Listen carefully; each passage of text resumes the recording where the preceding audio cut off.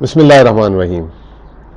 पाकिस्तान एक सुनहरी दौर से गुजर रहा है और पाकिस्तान तब्दील तेज़ी से हो नहीं रहा, हो गया है। हमारा आज का टॉपिक जो है जिस पे मैं बात करूंगा वो है इलेक्शंस, गैर मकबूल हुकूमत और मईशत।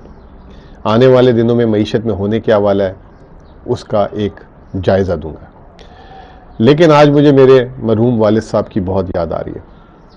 ठीक 1.5 साल पहले 11 अगस्त 2022 को उनका इंतकाल हुआ था और उससे ठीक इंतकाल से 1.5 महीना पहले वो वेंटिलेटर पे थे और वो वेंटिलेटर से वापस आए। डॉक्टर ने कहा था कि वो वापस नहीं आ सकेंगे, लेकिन वो वापस आ गए सेहतयाब होकर।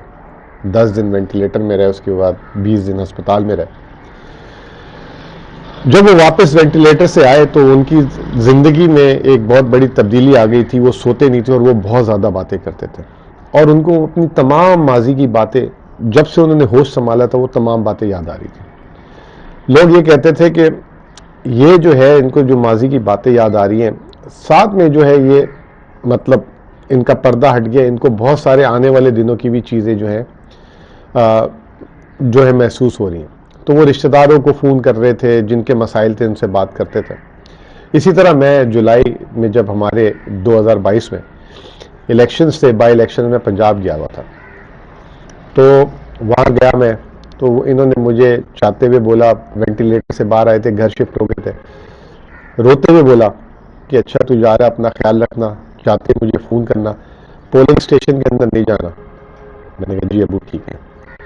मैं चला गया।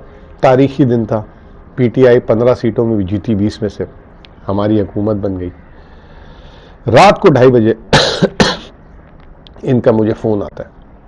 मैं उधर जो है जॉर्ज टाउन की जो निशात होटल है वहाँ ठहरा हुआ था, बाहर जो है बैठ के सिगार पी रहा था, वो सिगरोल। तो उनका फ़ोन आता है और मैं बड़ा परेशान हो गया कि एकदम कहीं की तबीयत ना ख़राब हो। तो मैंने फ़ोन उठाया तो मुझे कहते हैं मेरा तो व्हाट्सएप मैसेज का जवाब क्यों नहीं दे रहा। मैंने कहा अबू क्या मैसेज था? कह रहे मैसेज पढ़ और मुझे कॉल कर। मैं मैसेज खोला, इन्होंने एक बहुत लंबा मैसेज इमरान खान के लिए लिखा कि इमरान खान को एक मुबारकबाद दी, तुम जीत गए, तुम्हारी हुकूमत पंजाब में बन गई और तुम्हारी हुकूमत वापस जो अब इलेक्शन होंगे तो तुम्हारी ही हुकूमत बनेगी।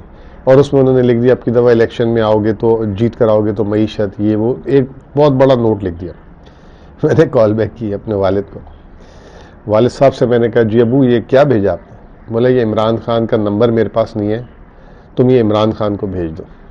मैंने कहा अबू वो आपको जानते भी नहीं है, वो क्या अच्छा नहीं लगता। और आपने ये लिखा, उसमें सख्त बातें भी लिखी थी कुछ कि आपने पिछली हुकूमत में ये गलतियाँ की हैं, ये किए वो किया। बहरहाल मैंने कहा यार बीमार आदमी है, क्या पता आखिरी ख्वाहिश हो। मैंने भेज दिया, अल्लाह का नाम लेकर। रात 2:30 बजे की बात है और मैं एज्यूम कर रहा था कि खान साहब कहाँ जवाब देंगे, ये वो करके वो पढ़ेंगे। अक्सर हम चीज़ें भेजते हैं ना, वो पढ़ते हैं, जवाब नहीं देते, और कोई रेलिवेंट चीज़ होती है तो उसका जवाब भी दे देते हैं। खान साहब का ठीक 10 मिनट बाद जवाब आ गया। कहते हैं, रिप्लाई इस तरह लिखते हैं कि टेल हिम सलाम, टेल हिम के get well soon and I will pray for you. मैं हैरान हो गया। मैंने वो मैसेज वाले साहब को भेज दिया अपने। जैसे मैंने कहा कि वो सोते नहीं थे उन दिनों में, वो इतने एक्साइटेड हुए। उन्होंने कोई 4-5 जो उनके बेस्ट फ्रेंड और मेरे कज़न्स थे उनको भेजा और वो बोला कि देखो इमरान खान ने मुझे मैसेज भेजा है और वो कराची आएगा मेरे से मिलने के लिए।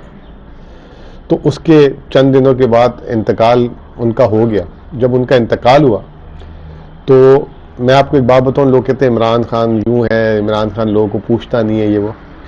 हमारी जूम मीटिंग थी स्पोक्स पर्सन से, वो स्टार्ट हुई, उससे 1 दिन पहले या 2 दिन पहले मेरे वालिद साहब का इंतकाल हुआ। खान साहब ने बोला कि सबसे पहले जो है मुजम्मिल के वालिद की फातिहा की जाए। इंतकाल से पहले मेरे वालिद साहब ने बोला था कि इमरान खान जब कराची आएगा तो मेरे से मिलने आएगा, लेकिन इमरान खान ने उनकी फातिहा की और सारी हमारी काबीना ने भी फातिहा की। इस बीच में मैं एक बात आपको और बताना चाहता हूँ कि जब इमरान खान की 9 अप्रैल 2022 को हुकूमत गई थी तो वो एक बहुत ही, जैसे कहते हैं कि स्याह दिन था मेरी नज़र में। मैं बहुत दिल से बर्दाश्ता था, पूरी रात नहीं सोया था। वो असेंबली में कार्रवाई देख रहा था इनकी, वेलकम टू नया पुराना पाकिस्तान एक साहब बोल रहे थे।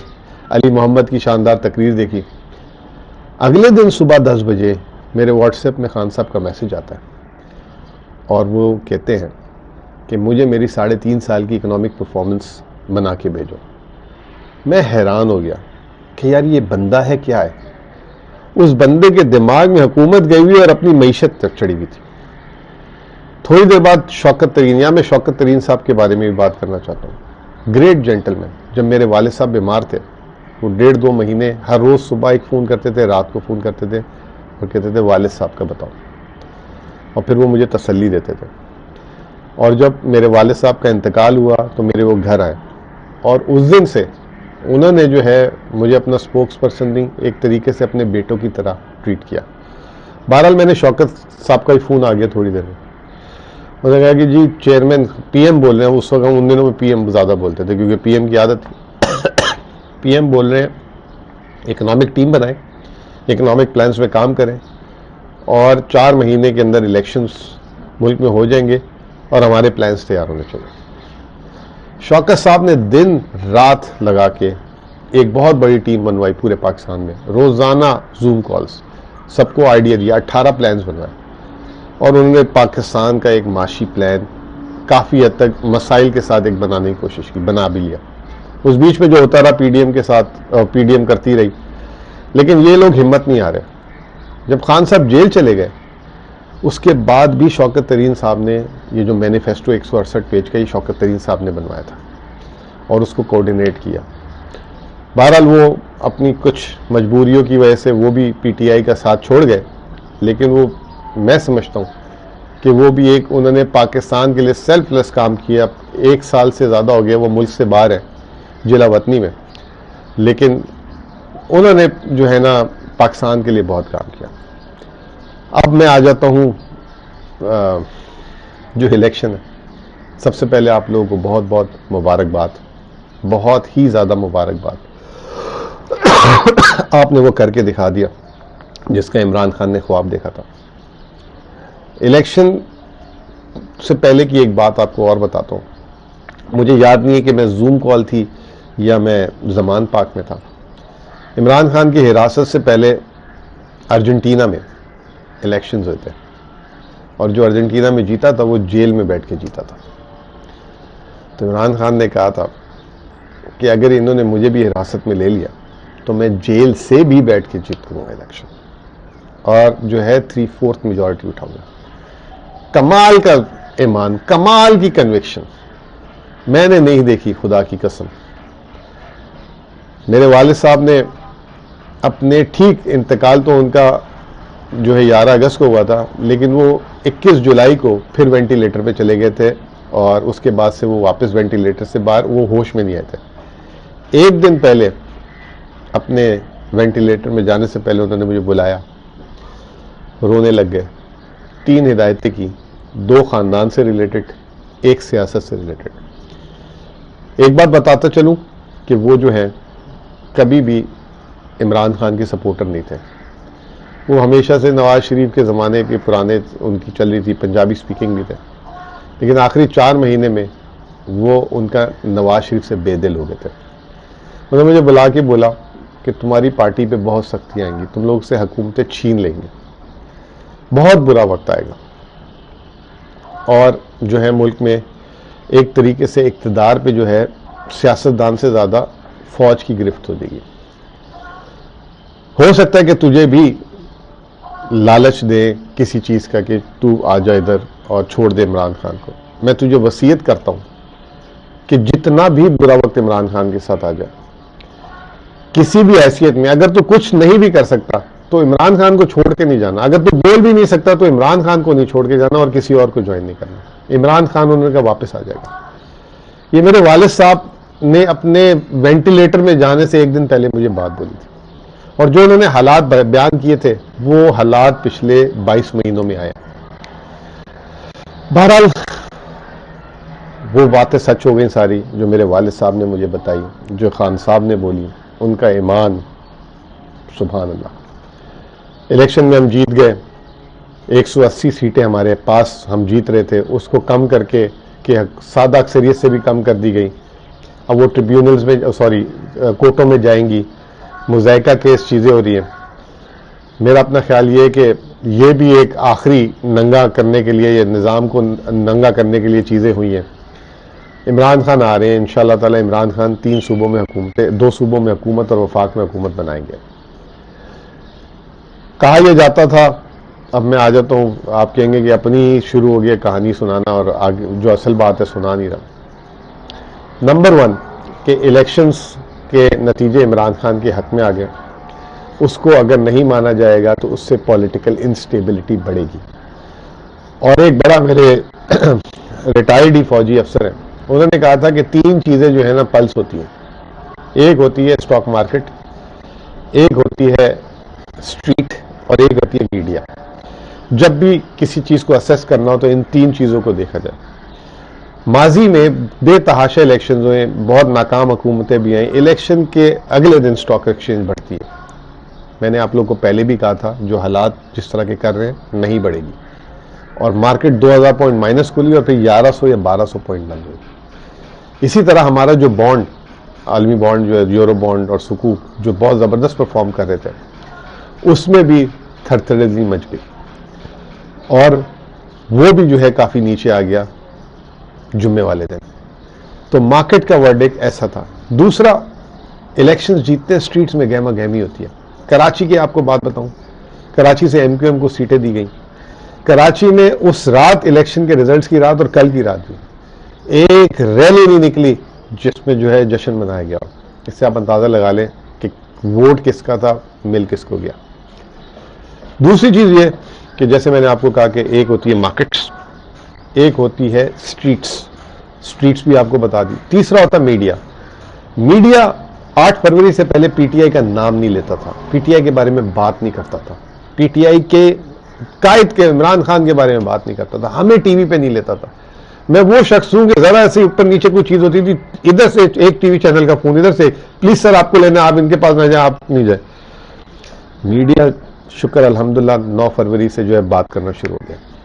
ये इंडिकेटर्स हैं। फिर इसके अलावा आलमी जितनी भी ताकतें हैं वो भी जो है बात करना शुरू हो गई हैं। आलमी जैसे फॉरेन कंट्रीज, यूरोप से बात आ रही है, अमेरिका से आ रही है, ऑस्ट्रेलिया से आ रही है, तो बहुत प्रेशर है। पहले भी मैंने कहा था जब आरओज ने पेपर रिजेक्ट किए थे तो अदालतें इंसाफ देंगी और तमाम को रिस्टोर किया था, और अब भी 100 से ज्यादा पिटीशंस गई हैं, 100 से ज्यादा पिटीशंस गई हैं। सलमान अकरम राजा का स्टे दे दिया, मैं समझता हूं बाकी तमाम सीटों पे भी स्टे आ जाएगा। जो आज पीडीएम बिल्कुल सादा अक्सरियत से थोड़ी ज्यादा है, वो 2 दिन बाद हुकूमत बनाने की पोजीशन में नहीं होगी। इससे पॉलिटिकल इंस्टेबिलिटी बढ़ेगी। बेहतर यह है कि जिसका मैंडेट है उसको दे दिया जाए, और पाकिस्तान वैसे ही बहुत ज्यादा माशी दबाव में, और बहुत ही ज्यादा माशी दबाव में। आने वाले दिनों में अगर ये पिक्चर क्लियर नहीं होगी तो मार्केट्स अंडर प्रेशर रहेंगी, नंबर 1। नंबर 2, हमारा जो है आईएमएफ प्रोग्राम मार्च में खत्म हो रहा है। आखिरी प्रोग्राम का हिस्सा जो है आने वाली हुकूमत ने आईएमएफ से डील करना है। मैं समझता हूं ये रिव्यू सक्सेसफुल हो जाएगा, लेकिन अगर इतनी कमजोर हुकूमत के साथ आप जाएंगे तो असल मसला आईएमएफ का अगला प्रोग्राम है। ये अगला प्रोग्राम आईएमएफ का स्टैंड बाय प्रोग्राम और ईएफएफ नहीं होगा, ये एक बहुत ही मुख्तलिफ प्रोग्राम है, और ये मैं इससे पहले भी कई दफा बोल चुका हूं। और वो प्रोग्राम ऐसा भी नहीं होगा कि पहले महीने में ही आप नेगोशिएट कर लें। उसके लिए एक स्ट्रॉन्ग पॉलिटिकल नेशनल कंसेंसस की गवर्नमेंट चाहिए। मुझे नहीं पता कि ये जो अभी ये आएंगे ये किस तरह की सियासत या तर्ज हुकूमत, जो इन्होंने 16 महीने में जिस तरह की हुकूमत की थी, दबाने की कोशिश की थी, इंफॉर्मेशन पे कंट्रोल करने की कोशिश की थी, 10 अरब बांट के जो है अपने बयानिए चलाने की कोशिश की थी, अगर इसी तरीके से है तो आई एम सॉरी, अभी आपको कह रहा हूं कि good time is not ahead.